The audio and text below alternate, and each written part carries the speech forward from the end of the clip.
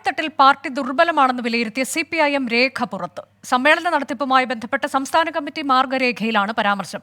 നേതൃശേഷിയുള്ളവരെ branch secretary സ്ഥാനത്തേക്ക് തെരഞ്ഞെടുക്കണമെന്നും വ്യക്തിവിരോധം തീർക്കാൻ സമ്മേളനങ്ങൾ ഉപയോഗിക്കരുതെന്നും സംസ്ഥാന നേതൃത്വത്തിന് നിർദ്ദേശമുണ്ട്.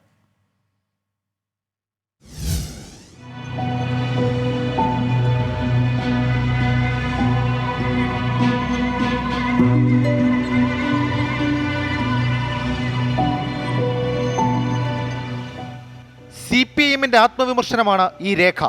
താഴെത്തട്ടിൽ പാർട്ടി സംവിധാനങ്ങൾ ദുർബലമാവുകയാണ്. അടിസ്ഥാന ഘടകമായ ബ്രാഞ്ചുകളിൽ നേതൃതലത്തിൽ വരേണ്ടവരുടെ യോഗ്യത ഉറപ്പിക്കേണ്ടതുണ്ട്.